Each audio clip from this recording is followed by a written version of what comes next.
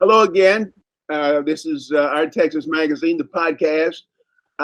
We have Sharonda Riley, our co-host here, and we have a very special guest. I mean, we're talking big time special guest, Earlie Hudnall out of Houston, one of the finest photographers ever produced, not only in Texas, but anywhere. So Earlie, thank you so much for your time. Thank you for having me on this program. Well, now we've got tons of questions for you, tons of them. See, so Shawanda may be in a question, and then I may be trying to trip over her words, but I'll try to keep myself calm. But all we're wanting to do is just to examine the kind of work that you have been producing for over 50 years. So, um, you know, where should we begin? You've been awarded so many things. The latest one in 2020 was from the Texas Commission on the Arts. You were awarded the Visual Artist of the Year in 2020, and your work has been shown throughout the United States and in Europe, Switzerland, Germany. Um, you know, Sometimes people would get a big head. How do you keep yours well grounded? Well, I love people, Uh-huh. and I grew up in a small town to where we knew everyone within the community. And so my involvement with people has always been a love of mine. Okay. Okay. Um, you were a Marine early on for 2 years. Yes, Went to Vietnam. that's correct. Okay. Uh, how were you able to shoot with a camera and not with the gun? Well, I done both. Plenty brothers went to Vietnam. They have a camera. Well, my idea of photography was my grandmother kept a photo album of pictures of my father when he was in military service. Uh, And as a small boy, my hero and the person that I looked up to was my father. And so after I joined the service, the Marine Corps, I went to the PX and purchased a small camera, the same as he had done while he was in service. And I began to make pictures whenever I had an opportunity to. And a lot of times, some of the pictures that I was able to make in Vietnam, a lot of people think that I went to Vietnam as a photographer, but I was a Marine in 81 millimeter mortar platoon, and I kept a camera. uh, And the first camera I had was a little Kodak Instamatic, the kind that you put the cartridges in and you advance it. And most of the photographs that I made in Vietnam was made with that camera. You can get it waterlogged. You can take it and shake it and dry it out, put the cartridges in and shoot the pictures and then send the cartridges off by mail and the pictures would come back to you. I shot a few black and white pictures, unbeknown that I was using black and white film, and I shot some color slides while I was there. And so this was in between the kind of things that we was doing as Marines. And so I made pictures whenever I had an opportunity to. but what did you take pictures of?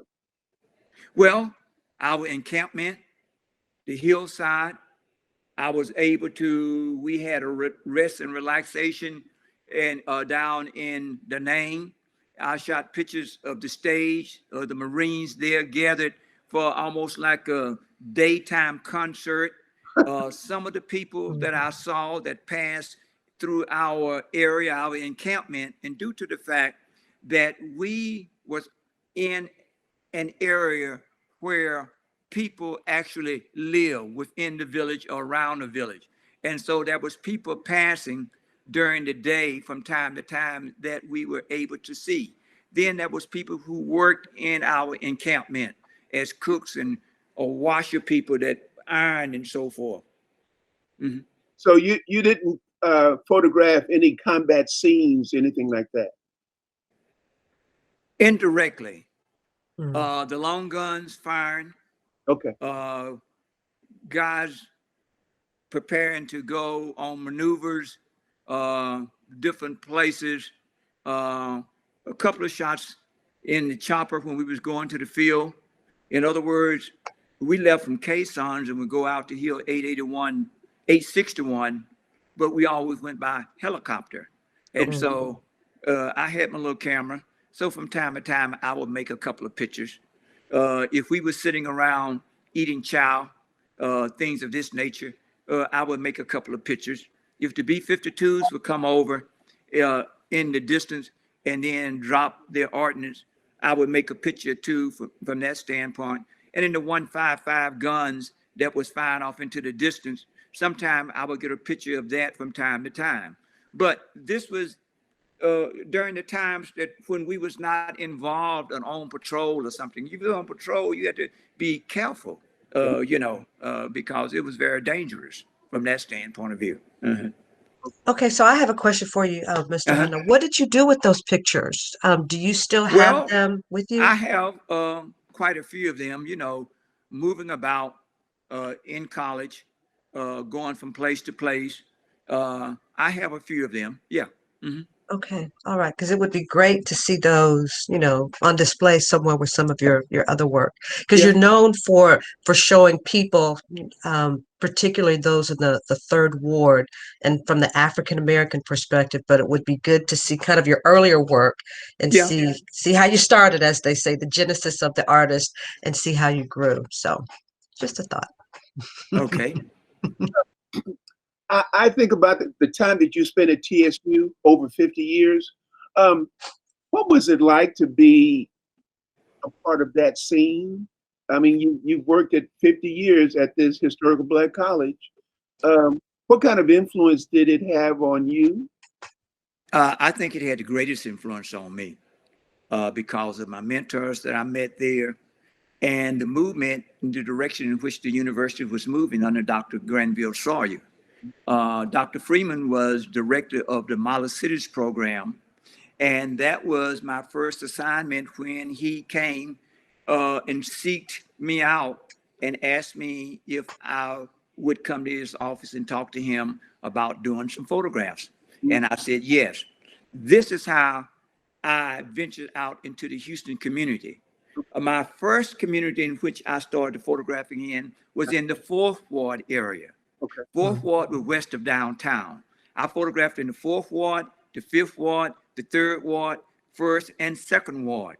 Most Okay. people say mainly that they identify me with Third Ward because I live in the Third Ward. Okay. But TSU was involved in its urban thrust toward an urban university. And during the Model Cities program, where people came to TSU on Tuesdays and Thursday night, residents did, to learn about city services that was available to them, different speakers from across the country would come in to talk about the urban thrust, how we are moving toward an urban scene within a major city. Yeah. So myself and Ray Carrington, who teaches photography over at Jack Yates, was working for Dr. Freeman, and we had to venture out into the community to photograph it, to bring those images back for discussions on Tuesdays and Thursday nights. And this is how I fell in love with the Fourth Ward area, first of all, from there. Then Texas Southern University was an urban university.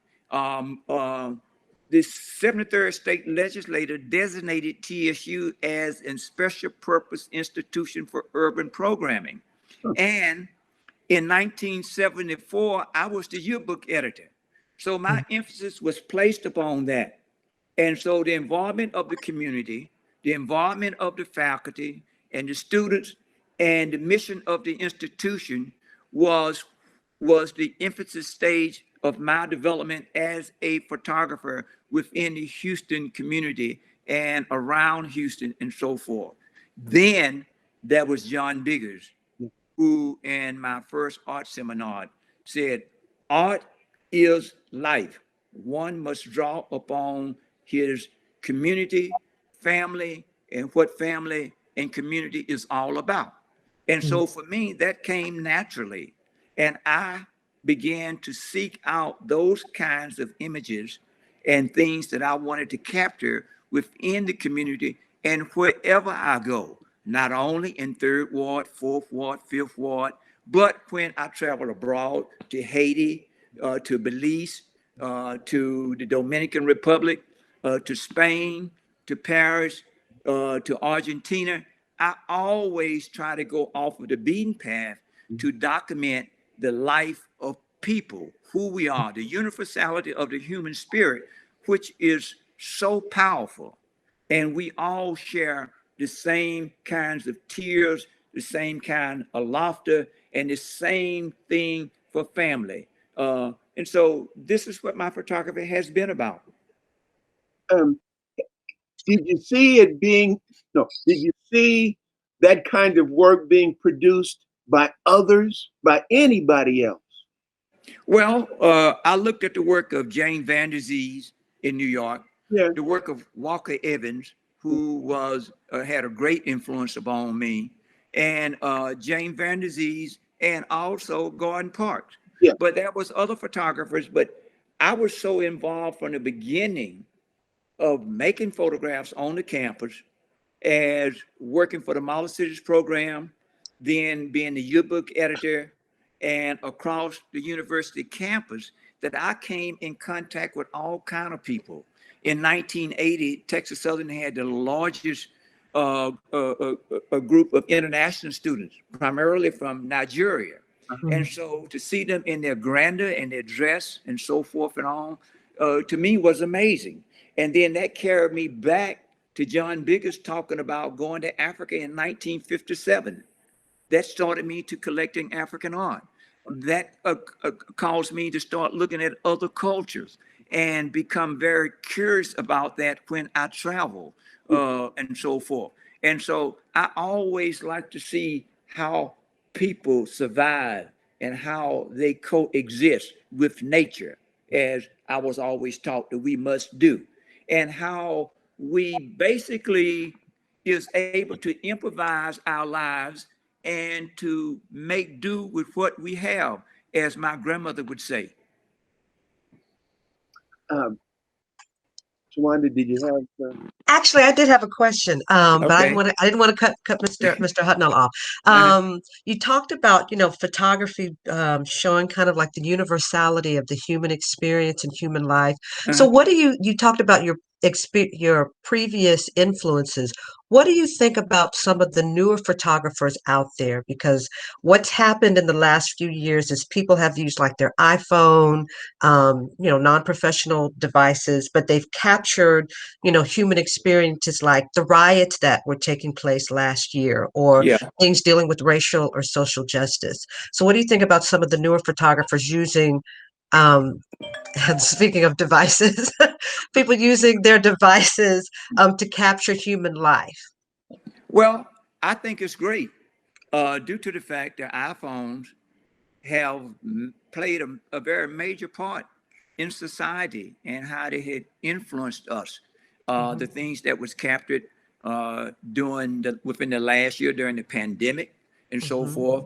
And unbeknown, I think that the iPhone allows people to react naturally to a given event or whatever that's going mhm, on.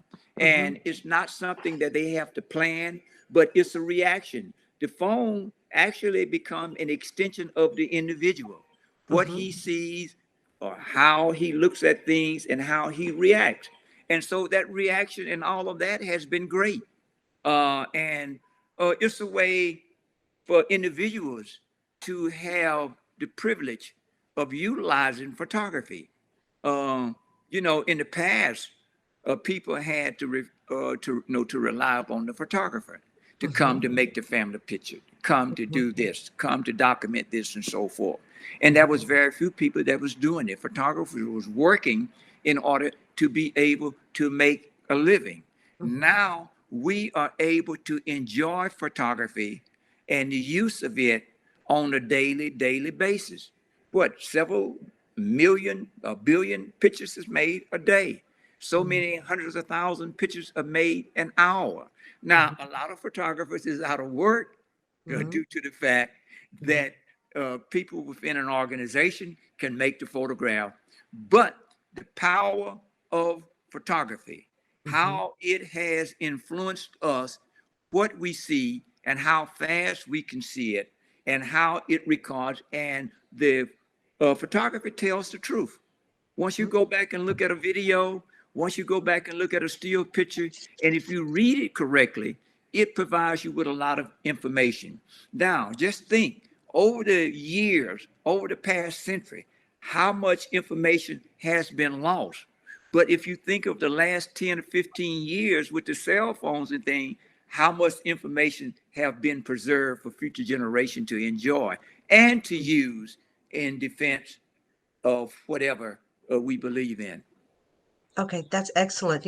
As you were talking about, what you took pictures of when you were in Vietnam, Mhm. I'm thinking about how photography, like you said, nowadays captures moments of truth and how Yeah, people have used video cameras, but also still photographs have been used to kind of shift attitudes about issues of racial justice.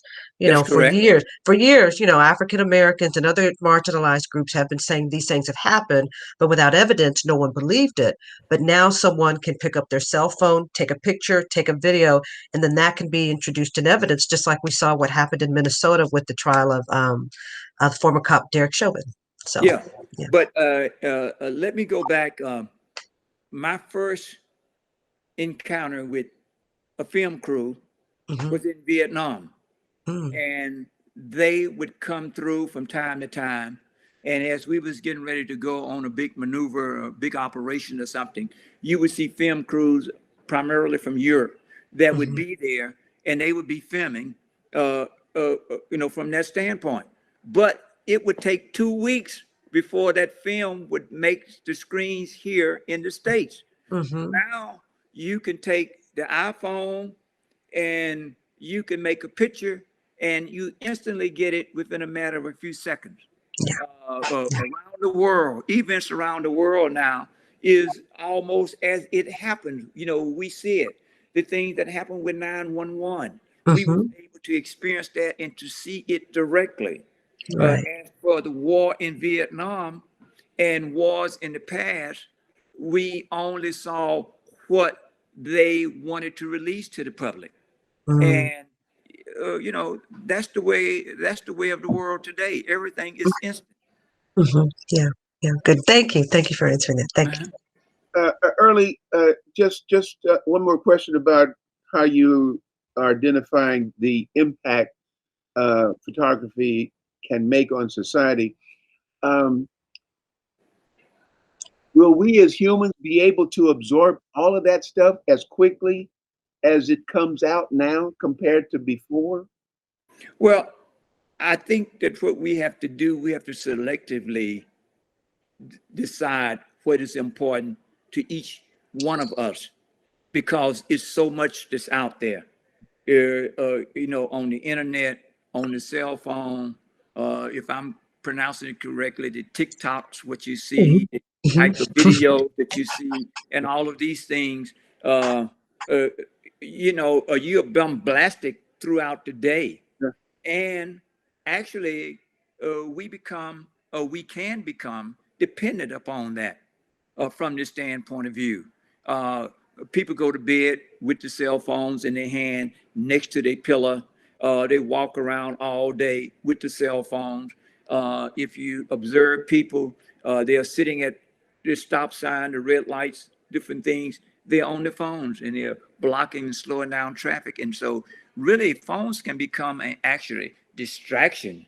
We have to be able to have a certain amount of discipline that you are going uh, to go to Twitter and go to Facebook and all of that. I don't do Twitter. I don't do Facebook.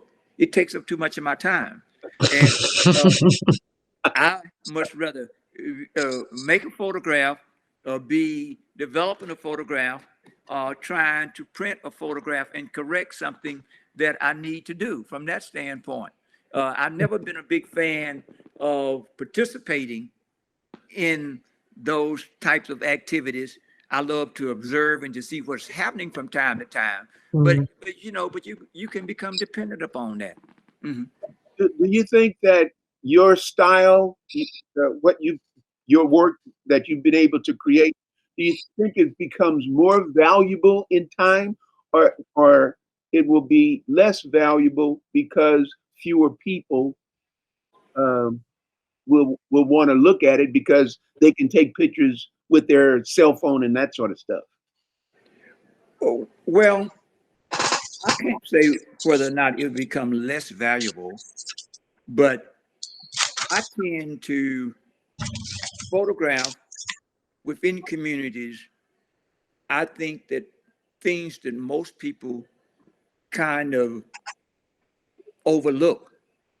But for me, as a photographer, I feel that it's my duty to capture whatever I can to preserve and to pass it on for people to look at and come to their own personal conclusion. Uh, you have some photographers who says, I only photograph flowers, I only photograph, do things in the corporate area or whatever. But as a photographer that has a gift to more or less to contribute to society and to humanity, I have to take advantage of, not necessarily take advantage, I have to more or less welcome the opportunity that I have with the experience of the things that I have experienced to capture as much as I possibly can in a positive way of presenting it to society and to people to be able to come to his or her own conclusion. Um, Go ahead. Go ahead. Oh no, I was just going to ask a question about so much of your photography is based in the South. You know, you grew up in Mississippi and then you've taken all these pictures in Houston. What do you think it is about the South that makes it such a good kind of muse for you as a photographer? Well, I grew up in Hattiesburg, Mississippi, Hmm. close to the earth, the Okay. soil, Hmm. the gardens, and Hmm. the things, the outdoors, and the things that we enjoy. Hmm. People, I saw the same people on a day-to-day basis. The community, people live in the same houses. I can name the houses in my community up and down the street, Oh yeah. Hmm. and some of the relatives still live there. My sister Okay. called me the other day to tell me that someone had passed, and we was talking about the people within the community. Those houses are still there. Relatives of those people are still there. So the humanistic quality of the things about the South, the open spaces, uh, enjoying people, the laughter, how we live and what we do from day to day. You had an opportunity to observe it. Today, we live in cities and places where people don't even know their next door neighbors. Hmm. We go into our apartments, our boxes, and whatever, and close the door, and that's it. And so the interaction with people has always been extremely important to me. Okay, great. And you definitely get that being in the South, you Of know. course you Yeah, do. yeah. Mhm. Okay. All right, great. Thanks. Shawana, do you think this is a pretty good time to look at some of the shots that we're going to show? Sure, sure. Okay. I'd love that. Yeah, I'd love to talk about the photograph. Yeah. Okay. Mr. Foster's, let us roll those. I think we have about 9 or 10 or something like that. And Shawana's going to look at the first 5 or 6 and, uh, you know, yeah, I got questions. I got questions about these All pictures. right. Okay. All right. And while we're waiting for Mr. Foster Sanders to put those pictures up, kind Uh-huh. of as a follow-up to that question about the South, we have a picture coming up now, the third ward protected by these ghetto angels. And I believe this is from 2020, right? Yes. Uh-huh. Okay, so I noticed all of the different names. Are the names of Floyd? I saw Big Floyd. Was this part of the mural that was for commemoration of George Floyd? This was long before George Floyd. In other Okay. words, what I'm saying, long before. I don't know if there is a picture of that. This is on the corner of a convenience store, this Okay. photograph. And Okay. on this wall, I spoke with the lady who said that all of the names up there, or the majority of the names up there, Mm-hmm. was the names of people who had met some sort of tragic demise. Okay. And this is what they have. To, if you look at it where the angel is at, Mm-hmm. to the left of there around the corner is where the mural of George Floyd was painted. Okay. And so it's ironic. There is a photograph that I made in front of this wall, further to the right. One day I pulled up, and this was during the time of the George Floyd, this is the aftermath. Mm-hmm. And there was a gentleman there speaking to a lady.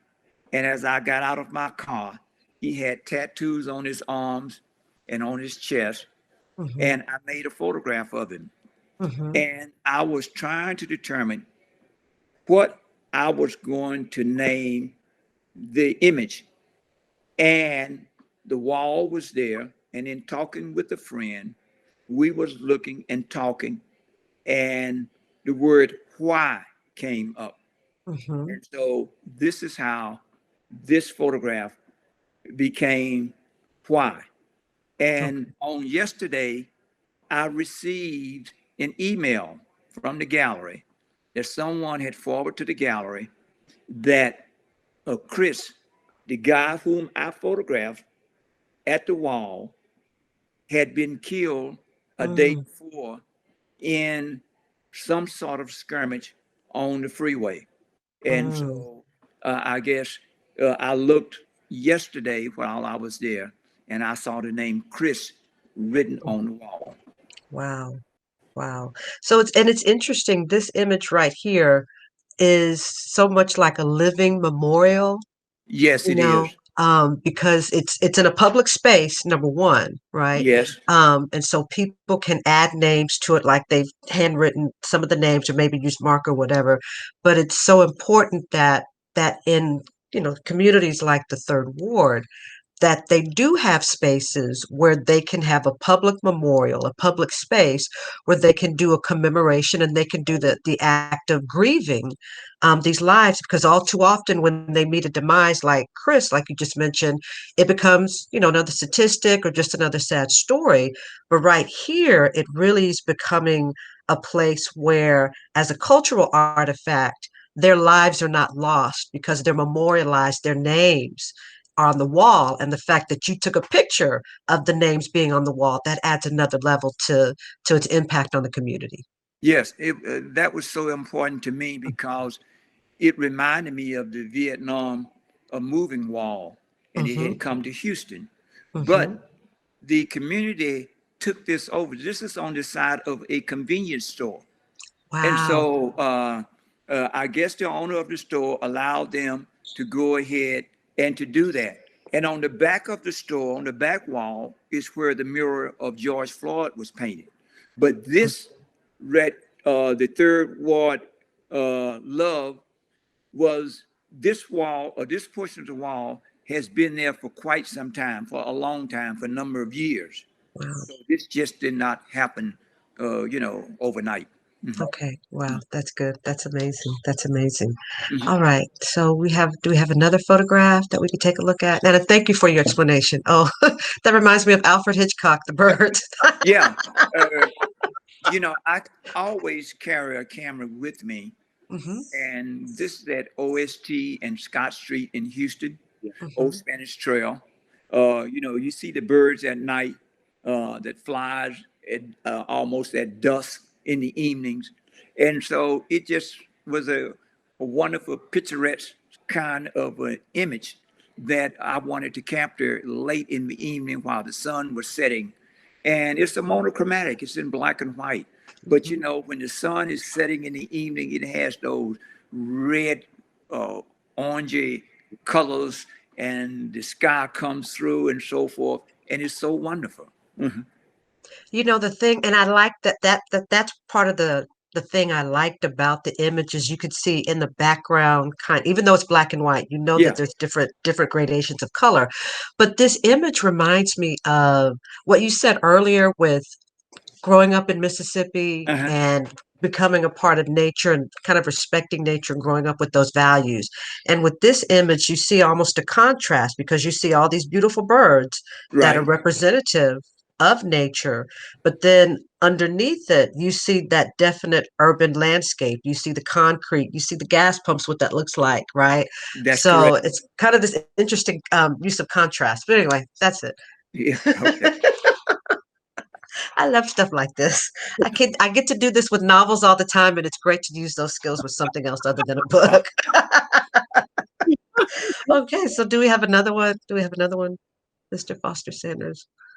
Oh, okay. So can you explain this? This looks like it is at a funeral It or a was at a graveside funeral. service.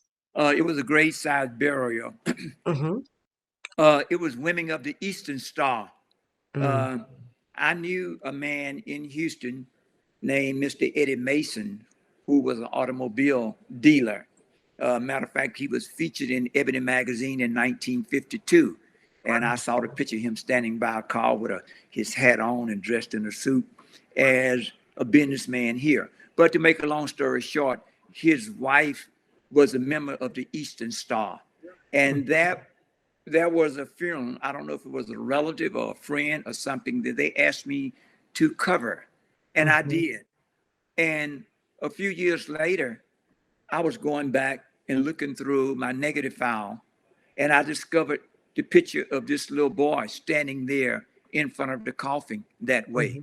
mm-hmm, And unbeknown to me, when I made the photograph, I really did not see him. mm-hmm, I don't remember seeing him. I was so fixed on capturing what was there. And this is a full negative as I shot it. So it is not cropped. This is the mm, full negative as it was. And so it became an image that I found after I went back and looked at the film. When I shoot, I love to put my film away for a day or two before mm-hmm, I come back to do my own personal critiques, due to the mm-hmm. fact that in most instances, I'm not totally happy, due to the Okay. fact that the mind and the image that you have, the two have to come together to Mm, become, you have to satisfy one or the other. And then again, you have to accept the image as it is mm-hmm, and do the best you can with it as far as printing it or mm-hmm. whatever and however. Okay. Mr. Barry, Jamero, did you have something you wanted to say about that when you looked like you did? Well, it's just that my mom was in Eastern Star. And so when I saw the name Eastern Star, I just knew it had to be a connection to the organization. I just really did. So and I'm pleasantly surprised and happy that I wasn't disappointed. That's the comment. That's the comment. Thank Okay. you. Uh-huh. Yeah. The look on that little boy's face is it's pensive, but it's not he looks sad, but he doesn't look grief-stricken, if that makes sense at all. Yeah. Like, I like how, even though you said you don't even remember him being in the picture, that face that he's making actually adds depth to what's going on behind him. Yes. And again, as we were talking about how things changes, Hmm. you don't see a graveside service anymore Mm, as we used to. right. Uh, you know, you used to see the coffin being lowered into the grave, Hmm. and uh, family members can take a flower and then drop it in and say the last goodbyes. Hmm. Now, the funeral homes would turn you away and they would move the coffin to the grave site. You would stay there and Hmm. sit there until the minister finished, and then they'll ask you to leave for them to go ahead and to lower it into the ground. And so you actually don't see that as much. In some communities you still do, but a lot of communities that have changed. Mhm. Right, right. That is true. And even with the pandemic, when Of they had so course. many restrictions, funeral rituals changed so much where even with the graveside services, they limited that at all. Because my father passed away last year, not because of COVID, but other stuff. And the whole ritual, he was buried at the military cemetery in San Antonio, Fort Sam Houston. They changed the entire ritual of the service because of The the pandemic. restrictions of the Yeah. pandemic. Yeah. Uh-huh. Yeah. So, but that's beautiful. It's a beautiful image. All right, we've got a couple more to go, and then we'll shift it to the ones that Mr. Barry's going to talk about. Oh, this little girl looks like she's having so much fun in the sun. Yeah, that's in my front yard. Okay, That's okay, my water sprinkler, okay, and then that's my daughter. okay. Uh-huh. And Margaret was in the yard summer days, running back and forth. She had a water slide on the other side, and so she was having a good time. Mhm. One thing about my wife Brenda, she wanted to make sure that she was more or less accustomed to the water very early on. And so under the sprinkler system, she was back and forth. And so it was a more or less a moment that I enjoyed capturing it. Uh-huh. And that's a great old school fun summer image. I don't know Oh if yeah. parents let their kids do stuff like that nowadays, but just being able, we did that with me and my sisters. We would put the sprinkler up, even though we were supposed to be watering the grass. It actually became a fun time Yeah, because you didn't and have water fights Oh during yeah, the yeah, yeah, summertime and so yeah, forth with the hose pipes and so forth. Yes. and yeah. and no issues with water on the hair. No, no issues. That's right. Well, we could only actually do that the day before we got our hair pressed. That was how old school it was. Yeah, Um, getting it pressed with the curlers and that's hot right. irons. Hold the Uh, ear. yeah, don't burn the ear and the back of the neck. Yeah, yeah, but that's Uh-huh. great. You can see the fun that she's having. You can see it on her face, and she's not worried about her hair at all. She's not Oh covering her no, hair like this. She's just having a good time. So it's great. It's great. That's a beautiful image. thank you. Beautiful image. And other kids having fun. I love the creativity in this image. Yes, I made this picture in Houston, in Okay. which is south of downtown of Mm-hmm. Third Ward, which is called Sunnyside. And I Mm-hmm. was on a newspaper assignment. I worked with Mr. George McElroy at the Informer newspaper here in Houston for a number of years. And one day I was passing, and these little boys was, doing acrobatics on mattresses, and they were actually, I mean, getting some height, as you can see, and they learned how to flip and how to land on their feet and so Wow. forth. And so it was a wonderful image. And so I made several shots there that day. And so this is the one that I fell in love with here. Uh-huh. Uh, this looks similar to there was an artist who created some similar scene, and Ernie Barnes. Barnes, yeah, that's right, Ernie Barnes, right?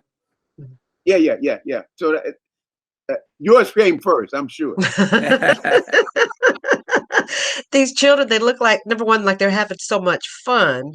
And what strikes me is the faces, not of course you can't see the one that's flipping, but the ones that are watching him. Yeah. And then you see this is an activity that we don't see as much of today Hmm. because of the new technology. Hmm. Kids today is more laid back on their phones, Hmm. and everybody has a phone. So Hmm. we don't Hmm. see as much outdoor activity from kids today as we used to, or we are accustomed of seeing. Mhm. And the thing is, back then, nowadays they're creative on video games, what they're Sure. playing and shooting, and that actually helps them in so many ways as well with focus. But with the creativity here, they're doing science because imagine who came up with the idea of let's get a mattress. We know we could bounce on the mattress in the house. Can we bounce on it outside of the house? How high can we bounce? Let's try it again. Let's see how many we're going to put. So all of that is it's fun, but it's really good scientific stuff too. Sure. they don't make mattresses like they used to. These had the box springs, and then you hit the box springs, and then you could flip. Now you have foam mattresses, and I don't think that the acrobatics would be the same on the foam mattresses as they are on these. Right. Yeah. How about the next one, Mr. Now this one is called Mary Mary, 1988. The first thing I thought of was, well, you know, it was a double, what do you call it, double negative or something? A double exposure. Well, it is in a sense. The camera didn't advance all the way. And this is the reason why, if you notice at the top, the top board, which is dark, appears at the bottom in the image, below.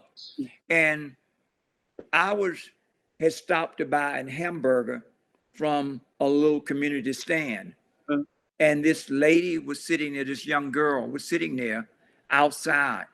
And this picture of Jesus in the background and Mary to the right, which appears on her forehead. She asked me if I would make a picture, because wherever I go, I carry a camera. So much that if I'm out and a person see me and say, I know you, where do I know you from? And I said, probably TSU. And they said, but still, it's something about you. I said, I will reach around my waist and say, and pull up the camera and say, oh, okay, now I know. And if people see me without a camera, they always ask, where is your camera? Because wherever I go, I carry a camera. Was there something about how the image of the young girl with Mary on it that you said, well, this makes this double negative, whatever you call it, I'm sorry, it makes it more important because of the connection that the scene actually developed? Well, I think that this wasn't planned. It merely was an accident. In advancing the camera, either the cartridge, the spool slipped, or the camera wasn't advanced all the way, but it was enough for it to be cocked for me to actually be able to make the photograph. And when I developed the negatives, this is what came out. And so this is the only image of that I've ever printed thus far. So let me understand. Even your mistakes is gold. Well, That's good. Okay. Yeah. Indeed. Yeah. Okay. Mr. Foster, hit another. Now, this was called Mama with Collard Greens, 2006. What did your mom think of this shot once you took it? Yeah, she said, "Oh my God, you want to make a picture?" I said, "Yeah." I was visiting home in Hattiesburg, Mississippi, and my mother always asked, "What do y'all want to eat? What do you want to eat?" And I said, "Mama, just whatever you cook." And she said, "Well, take me down on Edward Street. There's a man there that sell the biggest collard greens." And I said, "Okay." So I did. And as we returned, and as she got out of the car, and she was coming around, I stopped her. And lo and behold, I had my camera on my shoulder, and I made this portrait of her. And it's, holding the collard greens. She seems regal. Yeah. But the collard greens add the flavor to it. Oh, yes. Always. When I would come home from school, I could walk to school, to high school.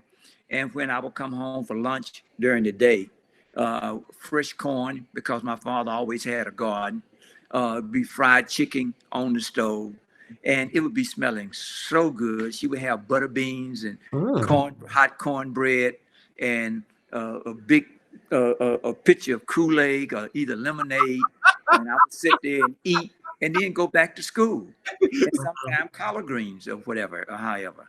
And so it kind of reminded me of that, and so forth. And so it's all good. Did you pick up on any of those culinary skills? Yes, I have to cook now. Yes, my daughter and I. So it took me a while to get accustomed to cooking every day because I don't like to eat out. My daughter loves to eat out, but for me myself, I always try to fix food at home. Uh-huh. Yep. Mr. Foster, hit one more. Sir, this one is just so striking. What was it that told you I need to take this shot? Well, I had just returned back to the office of the Informer newspaper, where Mr. George McElroy was upstairs. And this gentleman was standing under the canopy as I pulled up, and the west sun was shining onto his face.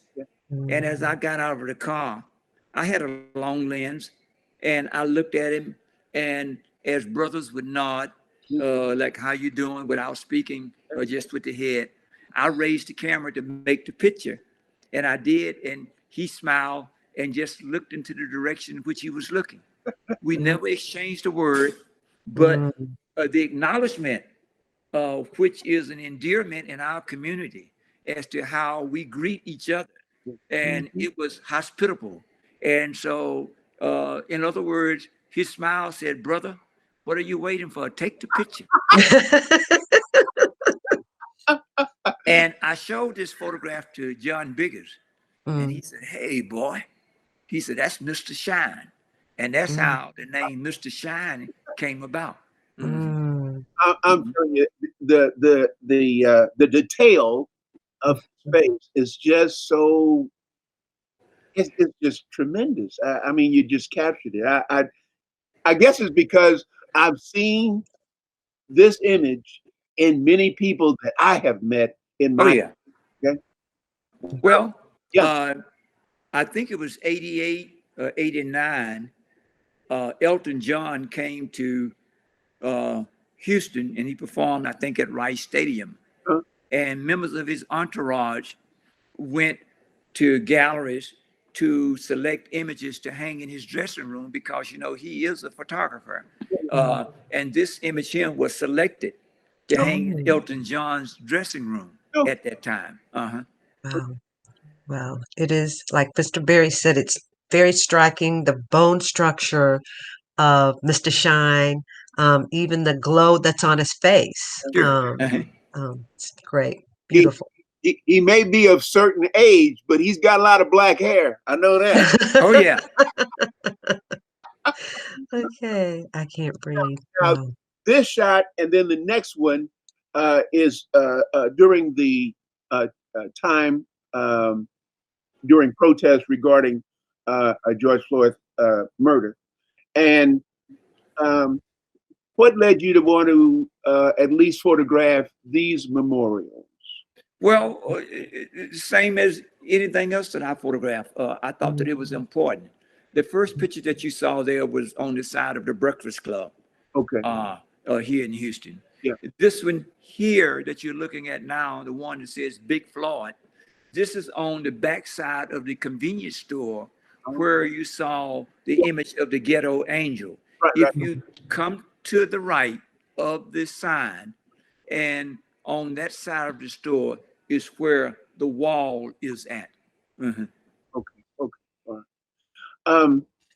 This next one, it just brought back so many memories for me because I recall shows like this, not in Houston, Yes. San Antonio, Austin, Dallas, Fort Worth, El Paso, other places, but it was the capture of the different posters of the different hairstyles. And I remember some of them because I tried to get some of those. What drew you to this? Well, it was this is called Pettis of Houston hairstyle. Yeah. And 1981. again, my association in reading the book Let Us Now Praise Famous Men by Walker Evans. Walker Evans went across the South, and a lot of buildings that he photographed storefront signs and different things of this nature. And in walking down Dowling, which is now Emancipation, I saw this particular window dressing with the manicures, men's and ladies' hairstyles and so forth. It's called Pettis of Houston. And up until within the last month, I was passing one day and they was renovating this particular little store, which is an independent stand-alone, almost like a boutique.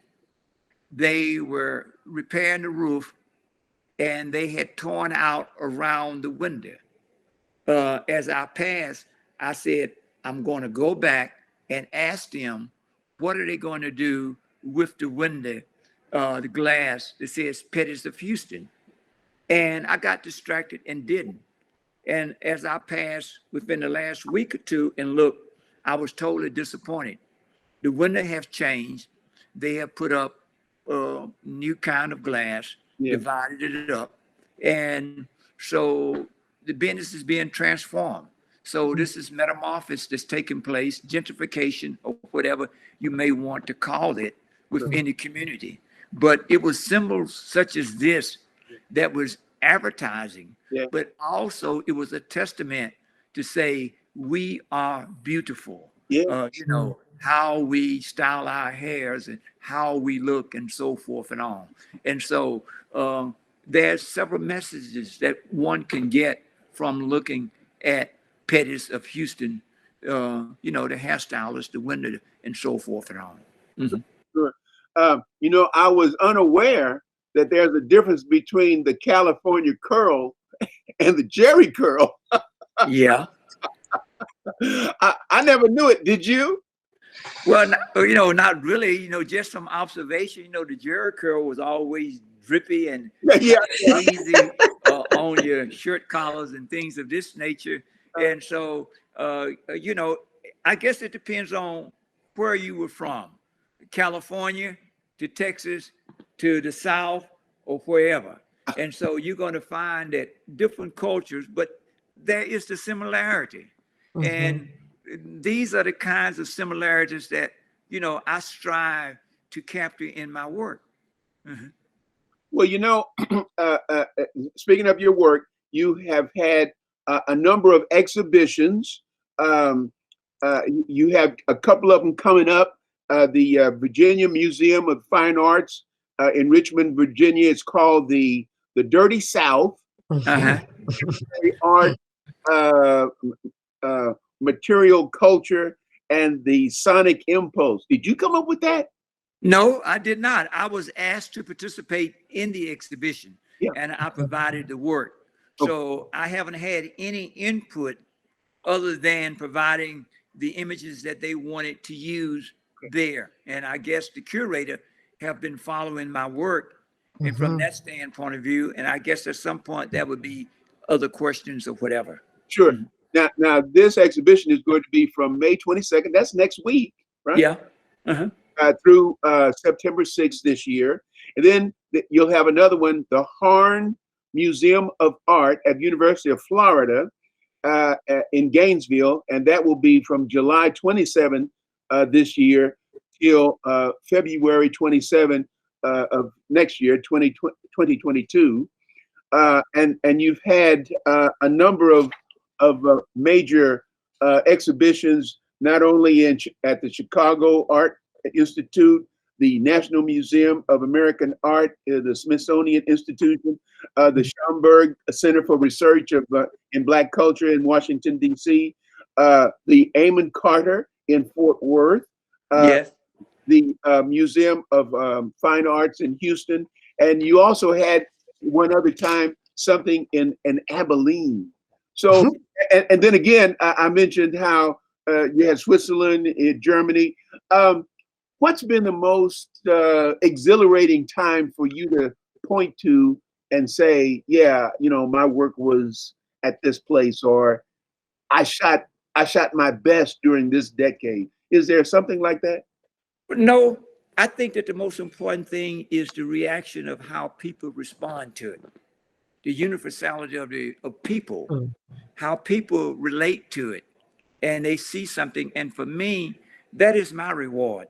When I see people happy and they can identify with it and so forth and on, and it reminds them of something in their past, something they have thought about or whatever, the happiness and the joy that people get from it, then I'm completely satisfied because my job is to put it there. Mhm. Have you ever heard uh, attendees, those who are looking at your work, have you ever kind of eavesdropped in on what they have said about your work? Well, there's one image called Girl with Flag. Mhm. People say it was shot during the Desert Storm Parade. At the very end, there's a little girl sitting on the curb with a friend of hers. And that was my instant of a moment to capture what people have said. It's an iconic image that is very powerful. And to hear those words come from other people, I think there's no greater joy than that. And, when Missy called me from the gallery Mhm. and told me that uh, Time Magazine wanted to talk to me, and I said, why? And she said, well, dude, she said, have you heard of the movie Moonlight? I said, Moonlight? I said, no. And the director of the movie Moonlight was looking through Tumblr and saw some of my work, and they used that as a basic as to how they more or less lit the pictures or used it as a model for lighting as to how they approached the skin tone on the people that was in there, especially the young boys. And Mhm. so for me, that was, quite a joy that my work reaches across the spectrum to different audience, and the response to it is positive. Sometimes it is not all positive, and Mhm. people say you should have done this, or you should do it this way, or you should do that. But I don't have time to think other than to react to what I see that's happening before me. The same as to what happened with the little girl who made the film, to what happened to George Floyd. People Mhm. react to what happens around them. And all of our actions is reflective. How we move, someone throws something to you, you throw up your hand and you catch it, unbeknown that you're looking at it coming, but Mhm. the reflex. And so the photographer, the camera becomes an extension of me as to how I feel and what I see. And so this is what my life is about. And if it has impact to other people that they can relate to it and find a joy or some sadness, it makes them think. For me, I feel that my work is done. Let it speak for itself. Okay. All right, great. And I was actually going to ask one, my final question, but I think you've answered it about photography being a cultural artifact. You take images of normal everyday people.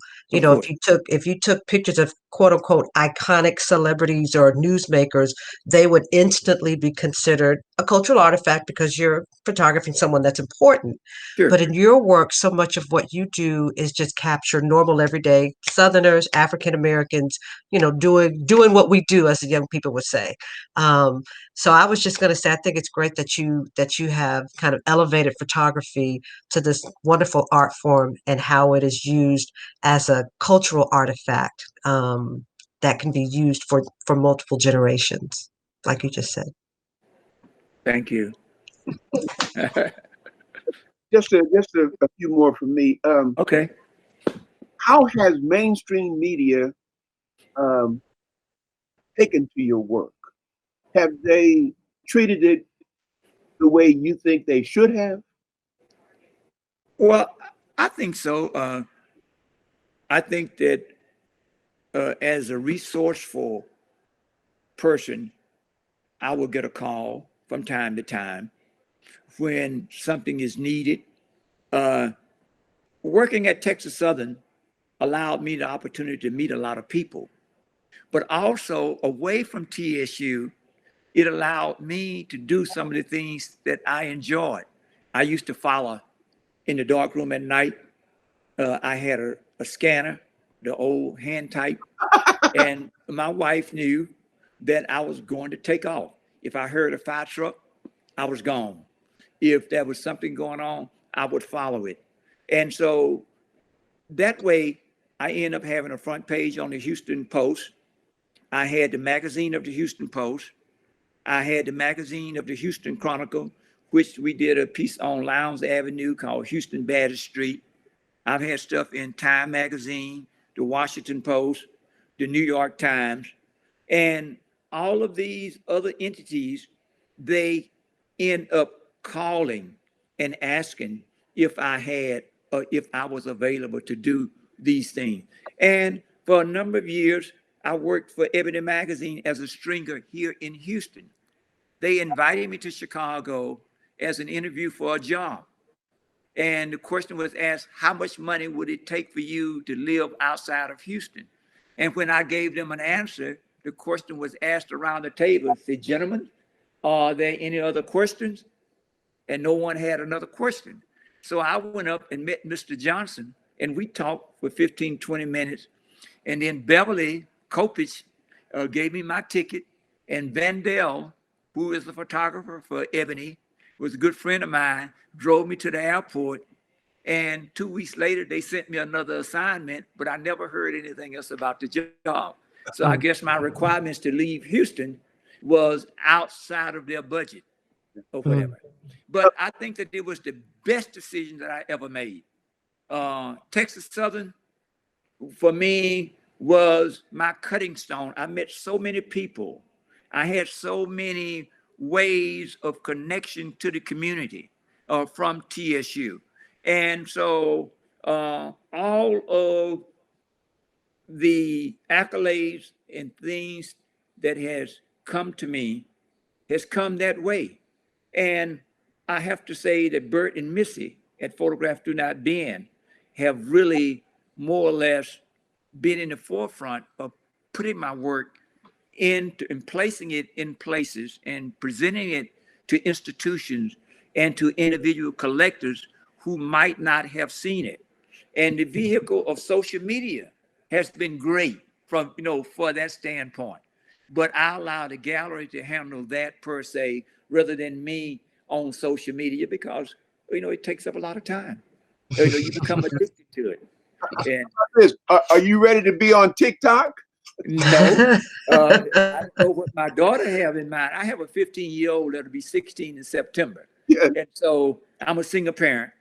Matter of fact, the 22nd would be the 8th anniversary of my wife passing. But for them, we are a good team. I have to depend upon her. Margaret, how do I get on this? How do I get to here? What do I need to do here? She comes in, and so that's my safety guard, right? That's my anchor as far as social media, anything that I have to do that I'm not familiar with. Mm-hmm. Just a couple more. I know I keep coming up with, what. That's fine.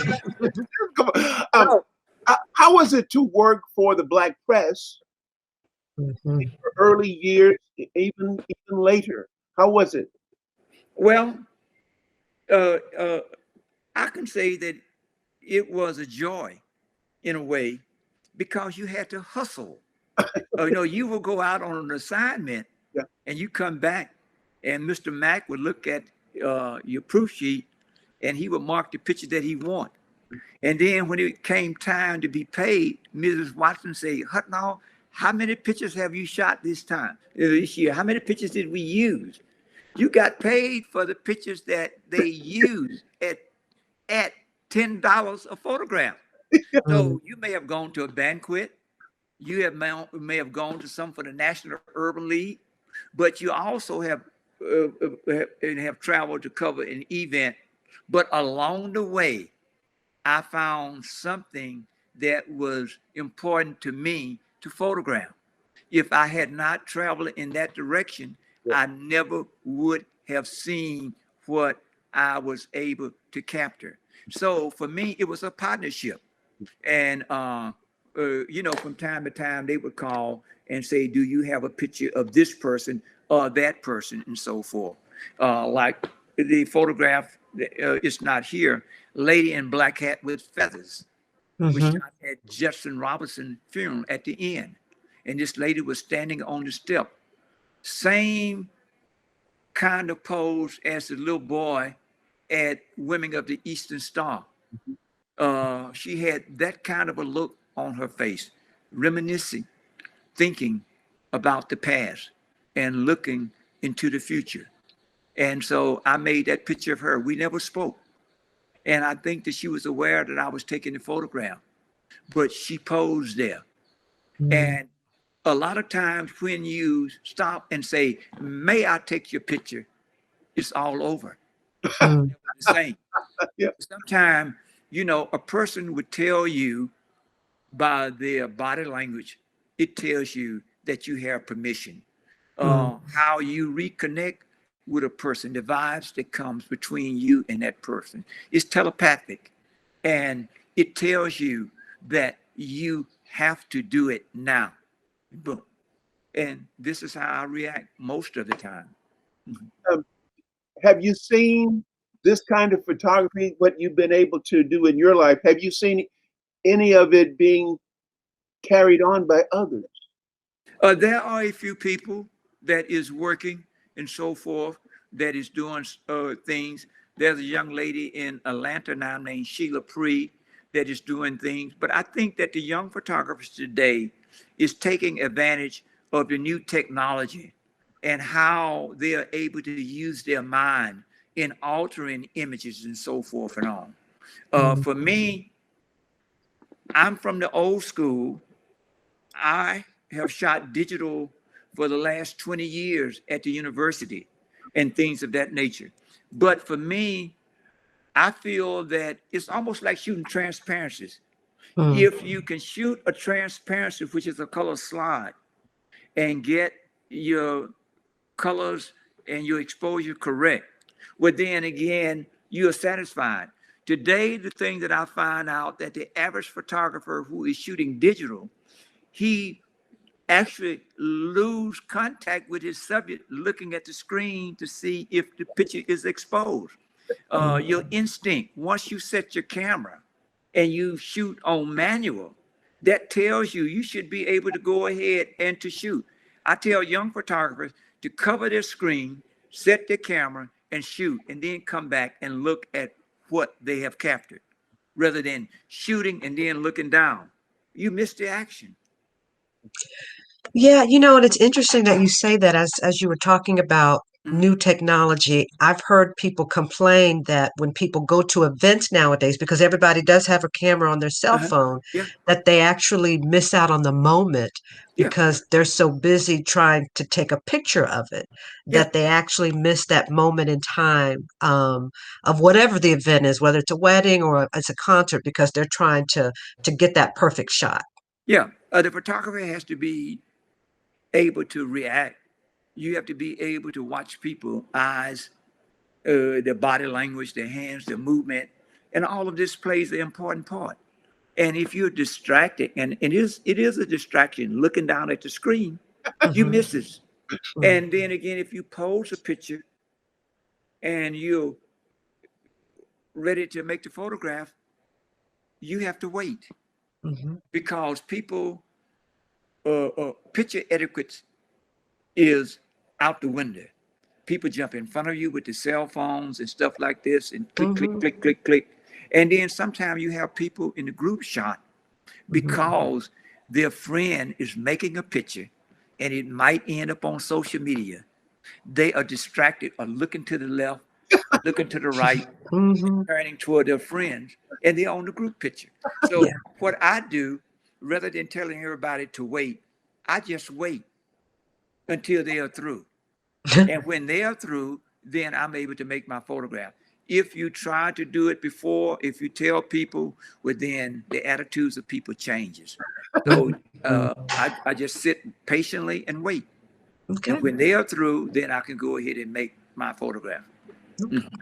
Okay. Very good. Very good. Uh, at the very end of this podcast, we're going to attach the video that you created. It's about a 12-minute video of some other significant and just heartwarming pictures, and it was produced by the PDNB Gallery of Dallas, your agent. And Yeah. so we thank you for the permission for allowing us to do that. It's always a joy to talk to um, inquisitive minds, and you have developed that early on, and we're so glad that you are sharing it with us. The only question I have left is there something we should have asked you and we didn't? No. I plan to continue doing what I'm doing as much as I possibly can. I still have bodies of work that I want to complete. All the way back to my first international trip was to Haiti and all of Europe and Africa and South Africa. I still have images that I want to print in the dark room. So on days like it is in Houston raining, that's where you'll find me. And anyone can contact me through the gallery directly and that particular way. And I'm open. And so, Jamel, that's it.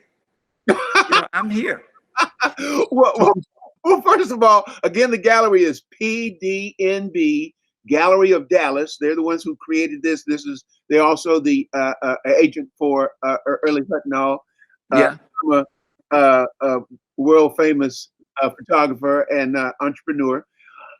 We thank you so very much. I mean, I just hope you allow us, when you finish some of your other work, that you allow us some time so we can come back and revisit you. Yeah, well, stay in touch with the gallery.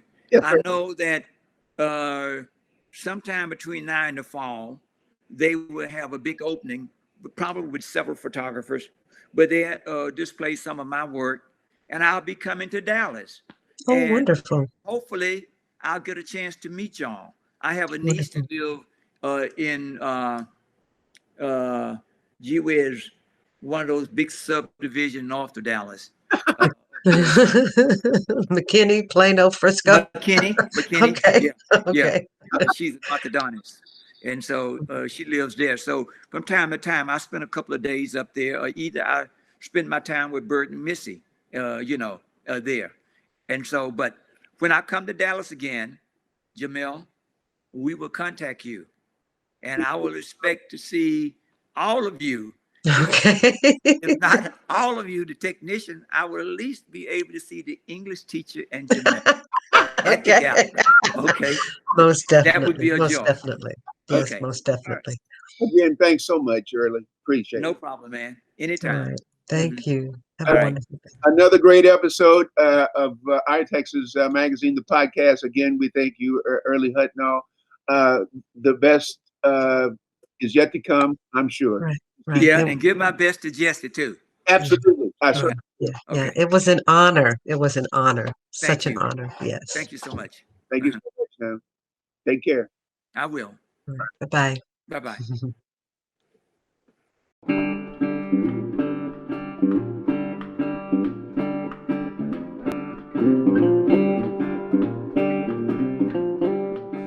Wow, I'm looking at wheels and it brings back a lot of memories. Wheels is a photograph that I made one day, on a weekend day to be honest, and these boys were sitting on the step playing on a typewriter. And so as I passed, I parked my car as I normally do, and I walked around the block, and as I approached them, I stopped and looked at them playing on the typewriter with the mother sitting on the step as well, on the top step. And they became curious to my cameras, and so I decided to make a picture of them. And so they posed several different ways, but this is the shot that I love the most. And as I was looking as to the position, as to how they all came together, I showed this picture to my mentor, John Biggers, and he said, "Hey, boy, that's wheels." I said, "Wheels?" He said, "Yeah, man." He said, "They're free." He said, "You know, little boys are free in the summertime. They can just roam freely, play ball, shoot marbles, roll with the tires, and go wherever they want to go." And he said, "You see, one got his shirt off, the other, he said, probably barefooted too." And he said, the pavement be hot, and they be walking and running and so forth and on. And he said, they are free. And he said, "Wouldn't that be nice if everybody was free just to roam?" And this is the picture of wheels.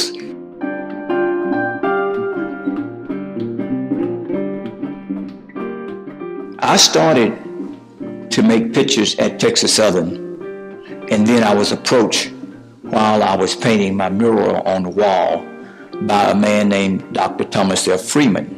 Dr. Freeman taught Martin Luther King in a class in 1948. He was the director of the Model Cities program at Texas Southern University, and I had to go out into the community, and this is how I was actually thrust into the community, to photograph the residents, to more or less, because of the various city services that was available to the residents, I had to go out and do examples of that to be on display within our working areas. And so one Sunday morning I was out, and this lady and these two young men was walking toward me, and I saw them. And as they approached and I approached them, and I kind of raised my camera a little bit. And she said, "Wait a minute." And she grabbed the little boys, and then she took the tail of her dress, and she made sure their eyes and their mouths were clean. There was nothing there. And it reminded me of what my mother would do with us when we would leave to go to school in the morning. She would walk me to kindergarten and back. And so this lady posed with her proudly with her two sons in the middle of the street. And it was a reflection of home. It was a reflection of how people of caring and how we embrace the ones that we love. This is a picture of my mother. I think that it's very difficult to photograph your parents, either your mother or your siblings, and mainly due to the fact that you want to do everything correct. And I never found the perfect moment to photograph my mother that where it would kind of fall in line with the things that I do, just a portrait, a natural portrait of her. But one day she said, "Look, there's a man that's selling greens around on Bay Street, and I would like to go and get some fresh collard greens." I said, "Okay." My mother was a great cook. When I would come home from school, I could walk home during the noon hour, and when I would get there, food would be on the stove, fresh corn, peas, whatever, fried chicken, and I could eat and go back to school. So I was happy to go and get some collard greens because, gee whiz, that would be great. And as we got out the car, when we returned, she was standing there. I said, "Mom, wait a minute." And she looked at me and she said, "What?" I said, "I'm going to make a picture." And this is the picture of which is, as I always say, an instant of a moment without having to think, without having to reflect. And it's one of my favorite photographs. It's one of my mother.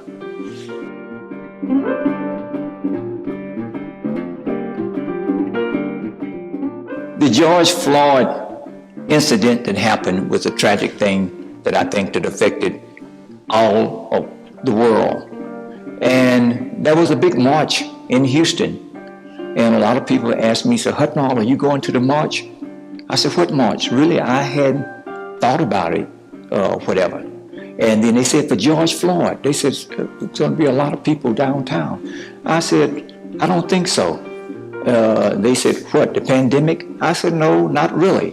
I said, "I think that I'm going to go to the community, to CUNY Homes, where George grew up at, and photograph the people." I said, because if I go to the march, I said, I'm going to see people that is there that want to participate, want to be a part of history, want to go because their reflection at the March on Washington, the March in Selma, and so forth and on.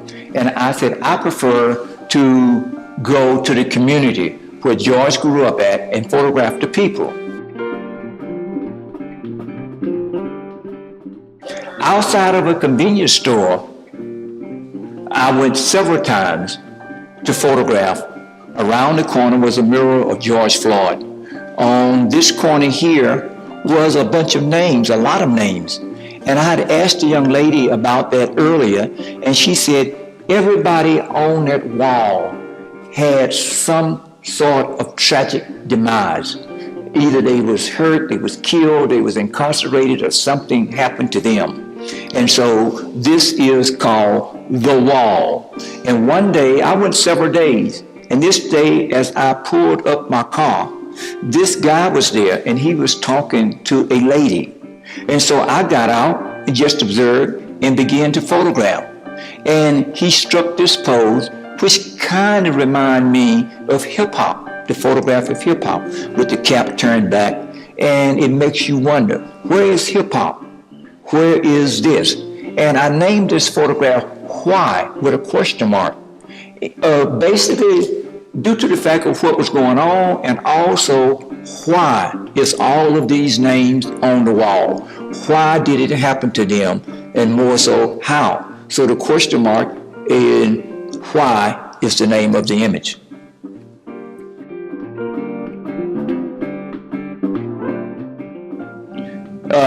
I'm standing between two photographs, beside two photographs. One is called Flipping Boy, which was made in 1983 in the Fourth Ward area. This is a neighborhood that was settled by freed slaves at the turn of the century. These houses no longer exist. I was over on a weekend because of a newscast crew that was there with me, photographing me for a program on one of the TV stations. And this little boy said, "Hey, mister, I can turn a flip." And I said, "Okay." And as he began to flip several times, I made this particular photograph of him. Most of the residents over there knew me by face because I would be over on the weekend making photographs.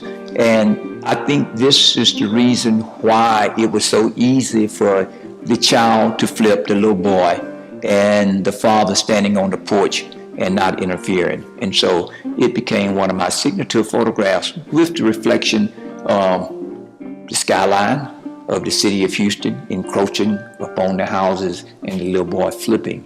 It all works together from perspective as well as that. And here is another photograph of mine, which is an instant of a moment. This is John Biggers, my mentor at Texas Southern University, the founder of the art department and an educator, as well as a mural painter.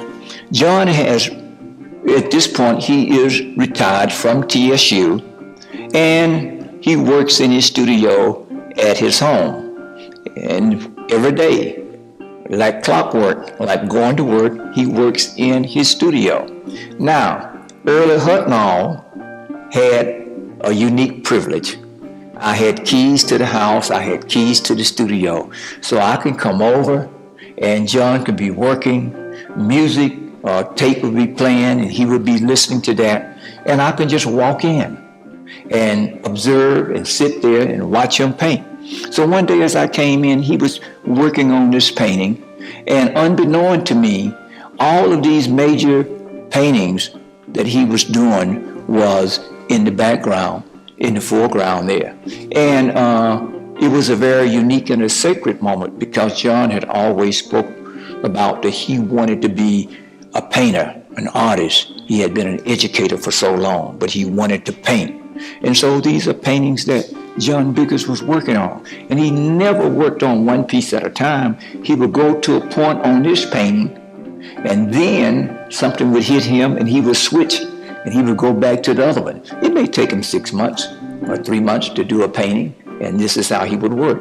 Then in the evening, he would go back to the studio and take a mirror and look at it from over his shoulder. And then he would go there and he would pick up a piece of chalk and he would make a change.